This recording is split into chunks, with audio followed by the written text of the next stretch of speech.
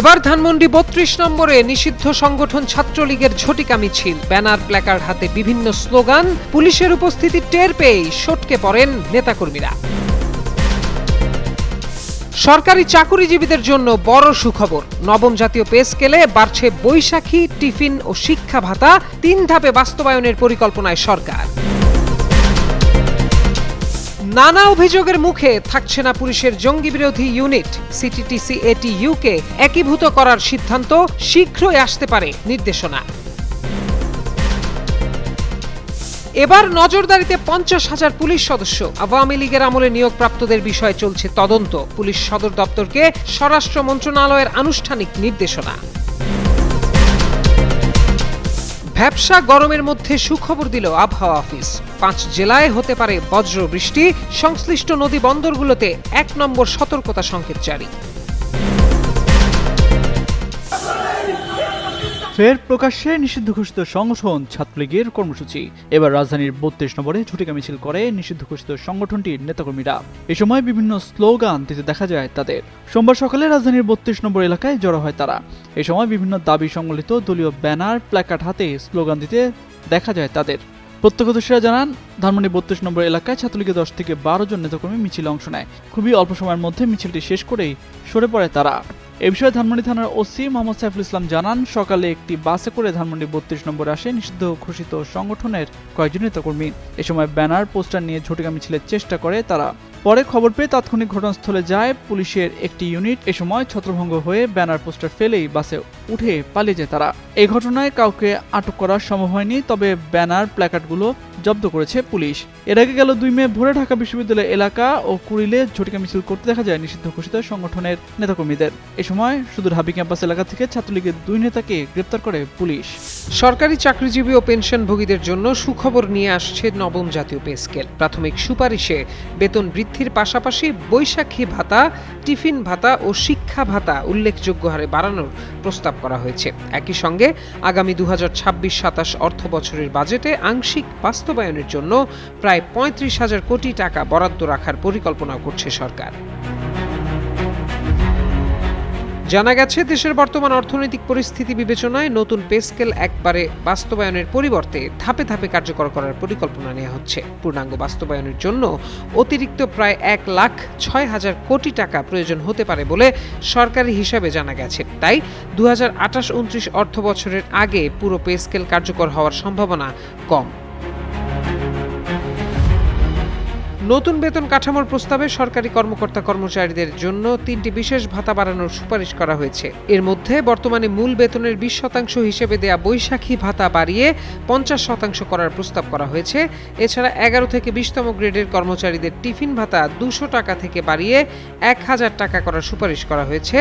সন্তানদের জন্য শিক্ষা ভাতাও মাসিক ১,৫০০ টাকা থেকে বাড়িয়ে ২,০০০ টাকা করার প্রস্তাব দেওয়া হয়েছে। অর্থ মন্ত্রণালয় সূত্রে জানা গেছে, নতুন পে স্কেল বাস্তবায়নে সরকার ২টি পদ্ধতি বিবেচনা করছে। একটি হলো ৩ ধাপে বাস্তবায়ন, অন্যটি পরবর্তী ২ অর্থ বছরে ধাপে ধাপে বেতন বৃদ্ধি। প্রথম প্রস্তাব অনুযায়ী আগামী অর্থ বছরে সরকারি কর্মকর্তা কর্মচারীদের মূল বেতন সর্বোচ্চ ৫০% পর্যন্ত বাড়ানো হতে পারে। পরবর্তী বছরে বাকি অংশ সমন্বয় করা হবে। আর বাড়ি ভাড়া ও অন্যান্য ভাতা তৃতীয় বছরে ২ ধাপে কার্যকর করার পরিকল্পনা রয়েছে।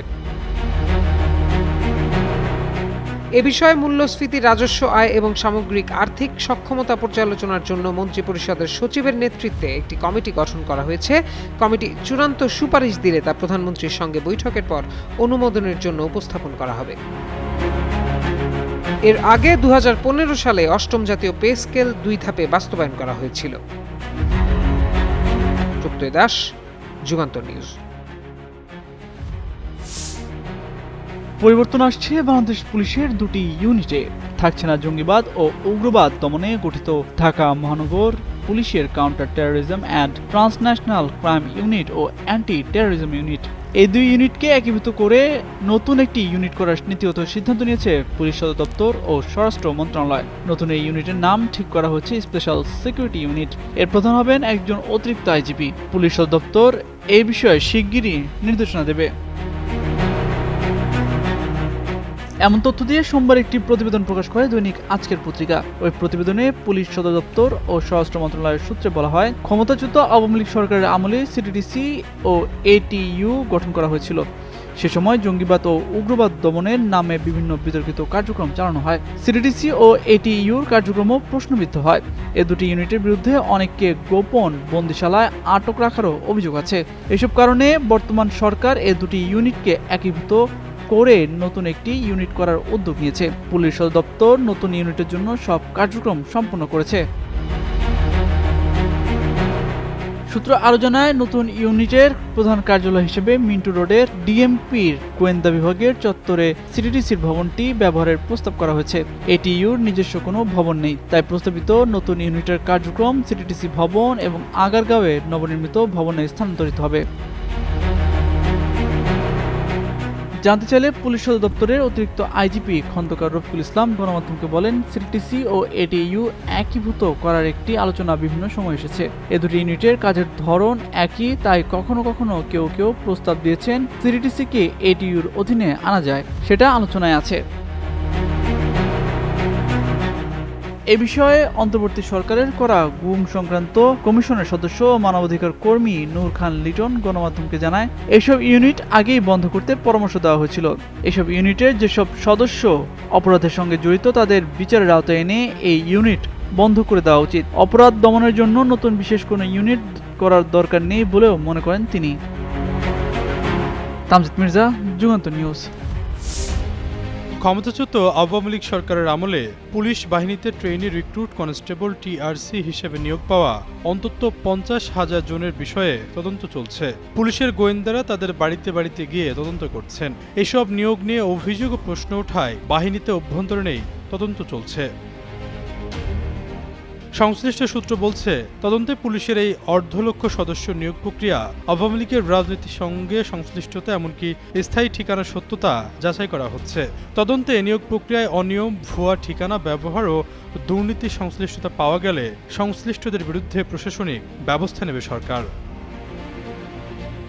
স্বরাষ্ট্র মন্ত্রণালয় সূত্রে জানা গেছে, ক্ষমতাচ্যুত আওয়ামী লীগ সরকারের আমলে 2014 থেকে 2024 সালের মধ্যে অন্তত 50,000 ট্রেনি রিক্রুট কনস্টেবল নিয়োগ দেওয়া হয়। এসব নিয়োগের ক্ষেত্রে এক জেলার প্রার্থীকে অন্য জেলায় কোটায় নিয়োগ, রাজনৈতিক সুপারিশ থাকা তালিকা ব্যবহার এবং লিখিত পরীক্ষায় উত্তীর্ণ হওয়ার পরও গোয়েন্দা প্রতিবেদনের অজুহাতে মেধাবীদের বাদ দিয়ে দলীয় লোকজনকে চাকরি দেওয়ার অভিযোগ রয়েছে। আলাদা কক্ষে পরীক্ষার ব্যবস্থা করা সহ বেশ কিছু সুনির্দিষ্ট অভিযোগ রয়েছে। এসব অভিযোগ তদন্তে পুলিশ সদর দপ্তরকে আনুষ্ঠানিকভাবে নির্দেশ দেওয়া হয়েছে। নির্দেশনা অনুযায়ী পুলিশ সদর দপ্তর জেলা পুলিশ সুপারদের প্রধান করে তদন্ত কমিটি গঠন করেছে। তদন্ত প্রতিবেদন এপ্রিলের মধ্যে পুলিশ সদর দপ্তরে জমা দেওয়ার নির্দেশনা থাকলেও এই সময়ের মধ্যে তদন্ত শেষ করা সম্ভব হয়নি।